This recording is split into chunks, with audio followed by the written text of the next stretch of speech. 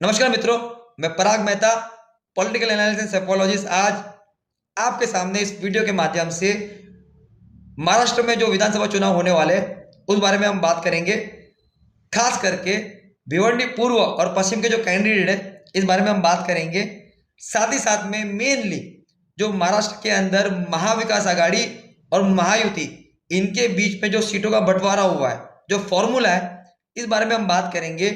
और मैं आपको ये बताने की कोशिश करूंगा कि कैसे बड़ी पार्टियां जो होती है ये चालाकी से या चाणक्य नीति से ज्यादा सीटें अपने खेमे में ले आती है, उस बारे में हम बात करेंगे।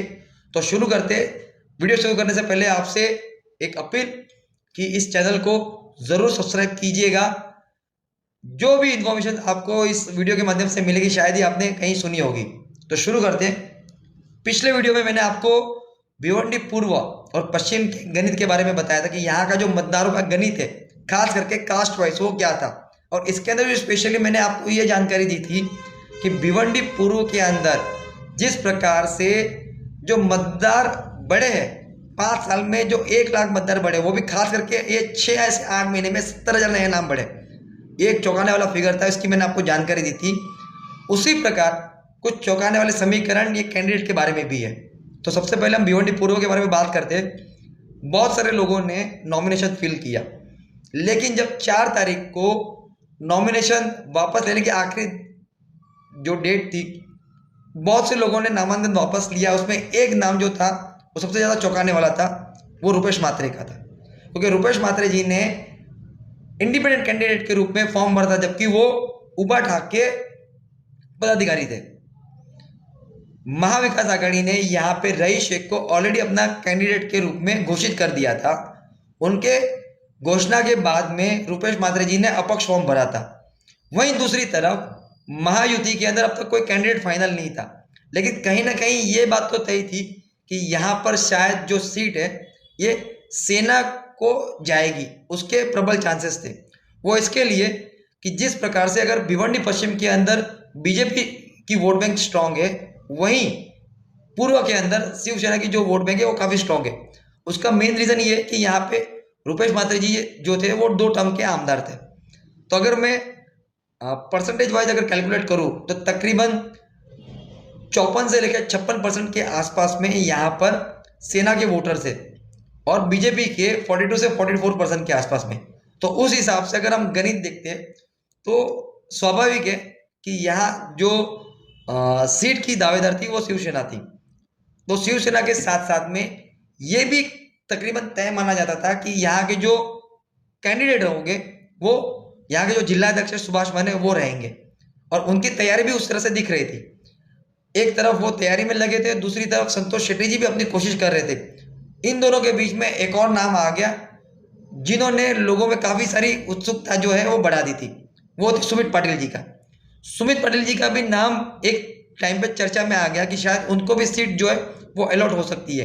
तो इस प्रकार से लोगों में जो लोगों में थी वो काफी क्यूरियोसिटी थी कि किसी कैंडिडेट को सीट अलॉट होती है, लेकिन फाइनली जो सीट थी वो सेना को जाती है, लेकिन जो कैंडिडेट है वो संतोष शेट्टी डिक्लेयर होते हैं। इस प्रकार का जो प्रयोग था वो लोकसभा के अंदर भी बीजेपी और शिंदे गठ ने किया था, लेकिन वो सक्सेसफुल नहीं हुआ था।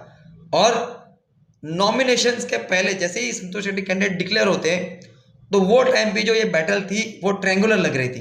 वो इस प्रकार से क्योंकि रुपेश म्हात्रे जी तब मौजूद थे और रुपेश म्हात्रे के होने से कहीं ना कहीं ऐसा लग रहा था कि वो कहीं ना कहीं जो शिवसेना के जो वोट है उसमें बाइफर्केशन करेंगे और जिसका एडवांटेज महायुति के जो ऑफिशियल कैंडिडेट है रईस शेख उनको मिलेगा। तो इस हिसाब से वो टाइम पे महाविकास आघाड़ी का जो पल्ला था वो काफी स्ट्रांग लग रहा था। जैसे जैसे टाइम करीब आता है 4 तारीख को रुपेश म्हात्रे जी ने अपना नॉमिनेशन विड्रॉ कर दिया। विड्रॉ किया वो बड़ी बात नहीं थी, लेकिन विड्रॉ करने के बाद भी जिस प्रकार से उद्धव बाला साहब ठाकरे पार्टी ने उन पर कार्रवाई की, उनका जो निलंबन किया, ये चौंकाने वाला था। हालांकि इसका अब तक खुलासा नहीं हुआ कि वो क्यों हुआ, लेकिन हो सकता है आने वाले समय में रुपेश म्हात्रे जी इस बात का जरूर खुलासा करेंगे। लेकिन जैसे ही रुपेश म्हात्रे जी ने अपना नॉमिनेशन विड्रॉ कर दिया, वैसे ही महायुति और महाविकास आघाड़ी के बीच में एक स्ट्रांग फाइट यहाँ पे देखने मिल रही है। यानी कि यहाँ की जो फाइट है ये प्योरली 1-1 है। और जिस प्रकार से शिवसेना और बीजेपी ने एकजुट होकर जो प्रचार की शुरुआत की है, तो लग रहा है कि काफी स्ट्रांग यहाँ पे फाइट होने वाली है। दूसरी तरफ हम बात करते हैं भिवंडी पश्चिम के बारे में। तो भिवंडी पश्चिम के बारे में जो सबसे ज्यादा एक अजीब बात थी दो कैंडिडेट के बारे में। महाविकास आघाड़ी के जो कैंडिडेट है दयानंद चोरगे और दूसरे एमआईएम के वारिस पठान, ये दोनों कैंडिडेट के खुद के वोट ये भिवंडी पश्चिम में नहीं है। जिनके खुद के वोट नहीं है वो यहाँ से अब चुनाव लड़ रहे हैं। तो अब आप ही समझ लीजिए कि जो आदमी यहाँ का रहवासी नहीं है वो यहाँ के प्रॉब्लम्स को कैसे समझेगा।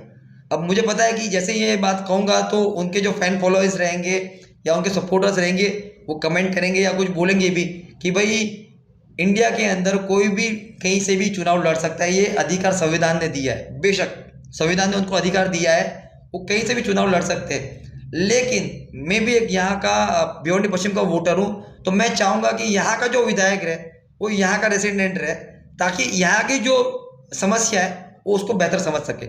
लेकिन हो सकता है शायद वो भी एक नया विजन लेके आए होंगे, वो क्या रहेगा वो आने वाले समय में पता चल जाएगा। लेकिन ये समीकरण के बारे में हम आगे वीडियो के बारे में बात करेंगे। लेकिन चौंकाने वाली बात यह थी कि कहीं ना कहीं जो यहाँ की फाइट है ये दो लोगों के इर्द गिर्द जो है वो काफी दिखी जा रही है। वो जो यहाँ के एक्स मेयर है विलास पटेल जी, उनके और जो यहाँ के अभी के मौजूदा 2 टर्म के विधायक है महेश चौगुले, इनके बीच में कुछ टाइम पहले तक ऐसा लग रहा था कि कांग्रेस के ऑफिशियल कैंडिडेट है ये विलास पटेल तकरीबन तय थे, और वो टाइम पे उनका पल्ला भी काफी भारी लग रहा था। लेकिन ऐसा सुनने में आ रहा है कि दिल्ली से कहीं कुछ राजनीति हुई और एंड टाइम पे जो उनका नाम है वो हटके दयानंद चोरगे को टिकट जो है वो अलॉट हो चुकी।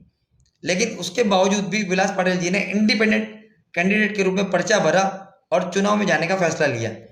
उसी टाइम से ये जो चुनाव है ये काफी दिलचस्प हो गया। वो इसके लिए मैं बताता हूँ कि एक तरफ 2 टर्म के मौजूदा विधायक महेश चौगुले है और दूसरी तरफ विलास पाटिल है। जहां पर बीजेपी के कैंडिडेट है उनकी खुद की पहले से एक वोट बैंक रहती है। यानी कि देखिए, मैं कैंडिडेट के बारे में बात नहीं कर रहा हूँ, कोई भी पार्टी हो, चाहे एमआईएम हो या समाजवादी पार्टी हो, हर पार्टी की अपनी एक फिक्स वोट बैंक होती है।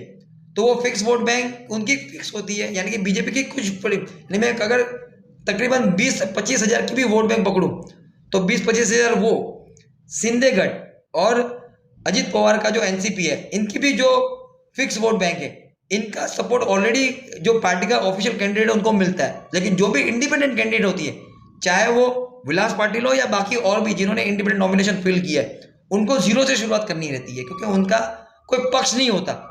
तो वो इंडिपेंडेंट कैंडिडेट के रूप में जो जाते हैं वो उनके लिए बहुत बड़ी चैलेंज होती है। बावजूद भी ये जो फाइट है ये विलास पाटिल वर्सेस महेश चौगुले के बीच में देखी जा रही है। जहां पे एक तरफ ये फाइट देखी जा रही थी, वहीं पे एक और नाम इनमें जुड़ जाता है, वो है रियाज हातमी का, समाजवादी पार्टी के कैंडिडेट में। अब आप सोचोगे, जहां ऑलरेडी महाविकास आघाड़ी ने कैंडिडेट दिया हुआ है दयानंद चोरगे के रूप में, तो यहां पर सपा कैसे लड़ सकती है? क्योंकि सपा एक इसका महाविकास आघाड़ी का जो है वो घटक पक्ष है। लेकिन यहां पर वो बोल रहे कि हम फ्रेंडली फाइट करेंगे। और सबसे अजीब बात तो ये थी कि रियाज हातमी ने जब अपना ऑफिस का ओपनिंग किया, ऑफिस के ओपनिंग में महाविकास आघाड़ी के जो खासदार है सुरेश मात्रे जी, वो उनका पार्टी का कार्यालय वो ओपन जो है वो ओपनिंग करते हैं। एक तरफ उनकी जीत के अंदर जो कांग्रेस की वोटर्स थे, यानी कांग्रेस के जो वोटर्स थे, उनका एक बहुत बड़ा हाथ था। वही पार्टी के एक ऑफिशियल कैंडिडेट महाविकास आघाड़ी के डिक्लेयर है, उनको ना सपोर्ट करते हुए वो समाजवादी पार्टी को अपना सपोर्ट और अपना समर्थन जाहिर कर चुके हैं। ये लोगों में एक जो है ताज्जुब वाली बात है। अब ये क्या समीकरण रहेगा ये आगे आने वाली वीडियो में बात करेंगे। लेकिन जिस हिसाब से ये जो कैंडिडेट जो यहाँ फाइनलाइज हुए, ये एक उत्सुकता बढ़ाने वाले, और कहीं ना कहीं जैसे मैंने आपको पहले कहा था कि भिवंडी पश्चिम का जो चुनाव है ये सबसे ज्यादा दिलचस्प होने वाला है और सबकी नजर यहीं पे टिकने वाली है। अब देखना यह है कि महेश चौगुले वर्सेस विलास पाटिल की जो टक्कर है, इसका रिजल्ट चुनाव में हमें दिखेगा। अब इसमें ये फाइट क्या 1-to-1 होती है या यहाँ पे रियाज हातमी के आने की वजह से ये ट्रायंगुलर होती है, तो वो तो आने वाले समय में हम कैंडिडेट के बारे में बात करेंगे। लेकिन सबसे इंपॉर्टेंट हम सीट के बंटवारे में बात करते हैं जो महाविकास आघाड़ी और महायुति के बीच में जो महाराष्ट्र में हुई थी। अगर इनका फॉर्मूले के ऊपर बात करेंगे तो बीजेपी ने 148 सीट के ऊपर अपने प्रत्याशी उतारे और 4 सीट अपने मित्र पक्ष को दी है। टोटल 152 के ऊपर बीजेपी चुनाव लड़ रही है। शिंदे गठ जो है वो 85 के ऊपर और अजित पवार है वो 54 सीटों पे कॉन्टेस्ट कर रहे हैं। अब देखिए, देखा जाए तो बीजेपी 148 के ऊपर ही चुनाव लड़ रही है, बट बीजेपी ने स्मार्टली, आप कह सकते हो चालाकी से, 12 कैंडिडेट जो है वो दूसरी पार्टी में भेज के, यानी सेना और एनसीपी में भेज के 12 सीटें और अपने खेमे में ले ली। यानी उनके 8 कैंडिडेट जो है वो सेना के चिन्ह के ऊपर चुनाव लड़ने वाले और 4 कैंडिडेट है वो एनसी के ऊपर चुनाव लड़ने वाले। अगर इस कैंडिडेट के ऊपर नाम के ऊपर बात करेंगे तो संतोष शेट्टी, नीलेश राणे, साइना एनसी, मुलजी पटेल, संजना जाधव, राजेंद्र गवित और विलास तरे। और एनसीपी के अंदर जो थे वो संजय काका पाटिल, निशिकांत पाटिल, प्रतापराव पाटिल और राजकुमार जी। ये 12 कैंडिडेट जो है ये बीजेपी के हैं और शिंदे गठ और एनसीपी से लड़ रहे हैं।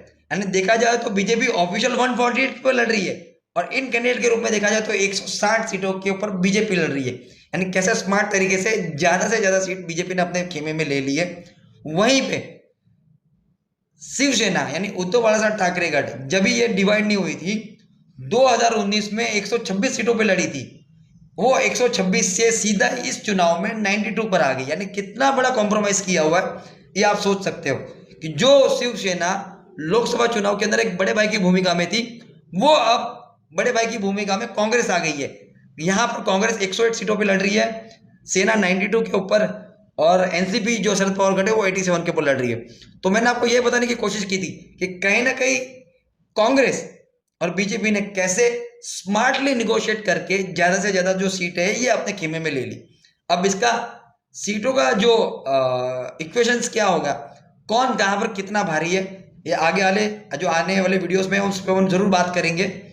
इस वीडियो में मैंने आपको बताने की कोशिश की कि भिवंडी पूर्व और पश्चिम के कैंडिडेट्स के बारे में और जो दोनों पार्टियों के बीच में जो सीट के बंटवारे का फॉर्मूला था उस बारे में बात की थी।